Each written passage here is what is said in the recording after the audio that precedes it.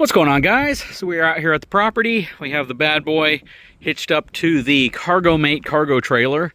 This is still probably one of my most used trailers out here. It is slowly climbing down from that pinnacle because of some of the new trailers we have, but it is absolutely a valuable trailer out here because it provides protection, which is really important if you're moving anything that needs protection. That said, today's video is going to be kind of an important one for those of you who are constantly loading things in and out of your trailer, and it's one that I've kind of already done in a different way, but to the BTBRV trailer way over there. So this trailer finally deserves this upgrade as well, and we're going to be adding it today. Hang tight, I'll be right back.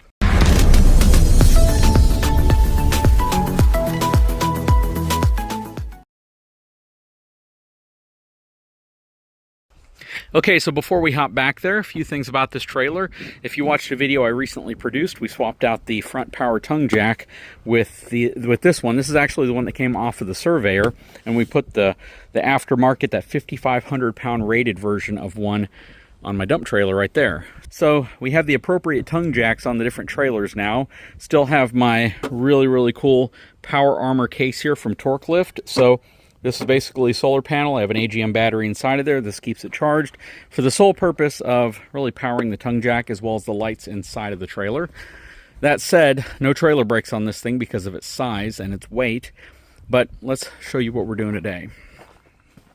Okay, so today we will be installing a transition plate, and this is actually from my friends over at eTrailer. They sent this to me.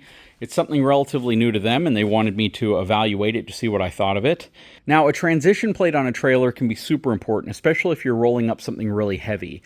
And we recently moved around a washer and dryer, and the washer was very heavy. It was a front loader, and if you've moved those around, you know what I'm talking about. And when you get to this point right here, it's a pretty big transition. First of all, it's about a 1.5 inch drop off there. Then this spans about 5 inches, and it's about an inch lift up over here. So whenever you're using like a dolly, this is the area where it gets really difficult to move things. We moved a desk a while back, and it was a really heavy desk, kind of like a reception desk. It probably weighed 500 pounds, and that was definitely the area that gave us concern. And it's actually the area where the corner of the desk had come off of the dolly we had it on and landed on a steel-toed boot that I was wearing, thankfully. So a transition plate is something that can really come in handy. Now, the one that the folks over at eTrailer have is pretty dang insane. It is really thick.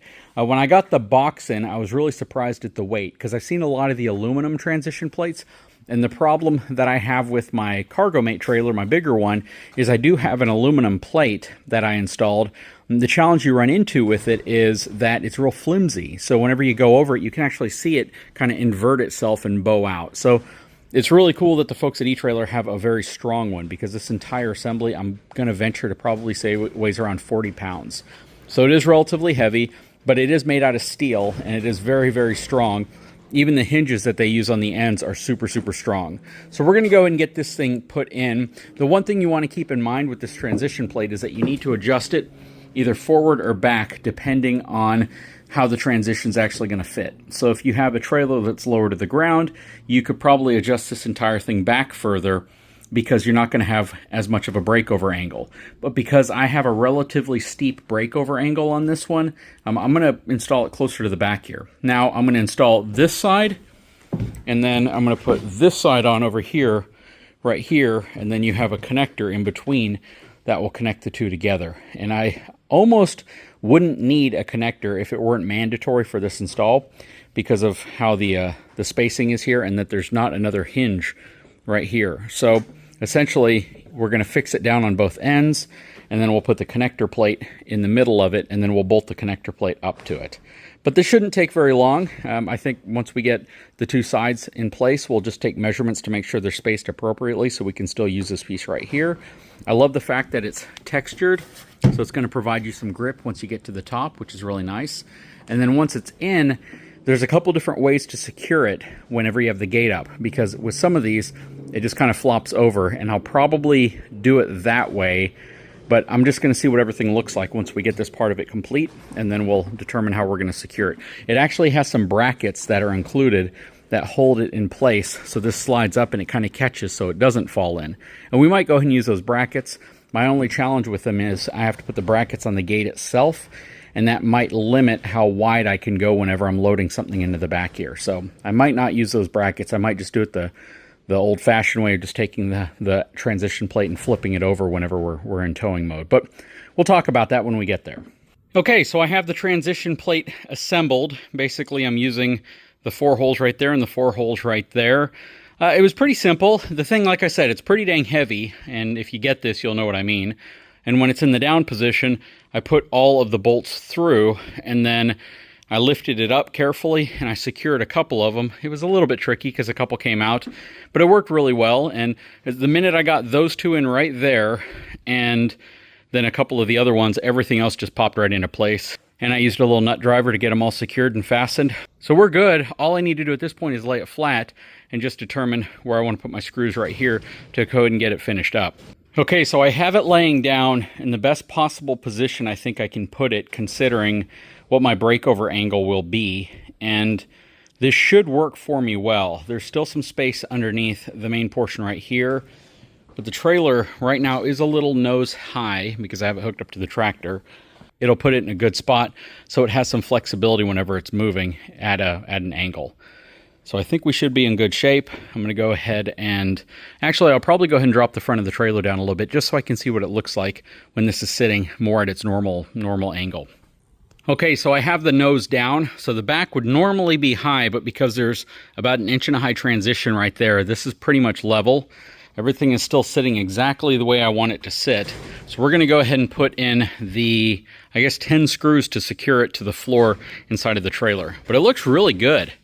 I'm actually pretty dang impressed. Once we're done with this, we'll see how those brackets work that hold that in the upright position, just in case we decide to go with them. But I don't think I'm going to. I think I'll just flip the plate over whenever I'm not using it. Let's go and get it screwed in. Okay, so these are the brackets that essentially go... They'd probably go right around here, and whenever you're putting the ramp up, it's supposed to catch this and prevent it from falling inwards, even though I could probably just flip it manually. But for me to do that, I have to get inside the trailer, close up the back of it, and then see what the position looks like, and then go ahead and secure these. So maybe we'll try that, just see what happens. These don't stick up that much, and they have a bit of an angle to them, so things should be able to roll up onto them pretty good. So let's go ahead and try to get these installed real quick. Okay, so we're inside of the trailer, ramp is up, and the way these work is they would go like this. And just kind of keep everything from accidentally falling down, but you could easily just fold this down. So I could just fold this piece completely flat here if I want. It is kind of heavy, I'm not lying to you. But you know what, we'll try these right here. My only fear is that when the ramp's not tucked under here and you're not using these, that space right here could cause a problem if you run over it with something heavy, and it could kind of break it off of the back gate. But hopefully that doesn't happen. We're going to see how this works. Hopefully this works the way that I'm thinking it'll work. You can see that from a being flush perspective, it's not completely flush on here right now. So hopefully this works the way they advertise it, because if not, it could potentially even get caught right here and make it very difficult, or with the leverage of this door going up, possibly break this off. But we'll try. We'll get these installed and see how it works. Okay, so I have it screwed in. I just held it in place and used my impact driver. One thing to note, they put a hole that you can't see right here, but you can see it a little bit on this side right here. So, and a little twisty knob so you can put it in here and kind of lock it in place. I don't want to do that because I would probably forget that I did that, and I would lower the ramp and I'd end up breaking something. So I think that should just work out perfectly. You can see there's still a little bit of movement in there, which is fine. And that should just keep this from falling in or bouncing around whenever you need to use it. And I think one of the reasons they do this is because if you have something bigger in here, and this can't go in all the way, you run into an obstacle, kind of something in its way. And I hope that doesn't happen. I don't think I can run into that now because of the way we've done it. But let's go ahead and drop the ramp down and see how this functions. Okay, let's go ahead and drop it down. So you can see it's still kind of sitting up.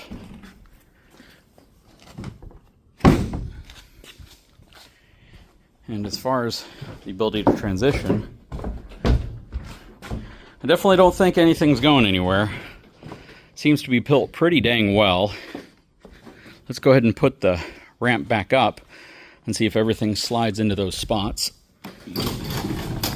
Looks like it's all transitioning smoothly at this point. Yeah, I think it will. No problem putting the gate up. Let's check it out. Yep, perfectly inside. That worked out well. That is a beefy transition plate, has a 1,000-pound capacity. So for most things, I think it'll be just fine, especially if you consider, like, at any time if you're running something with axles, it's only going to have the weight of that axle that's sitting on it.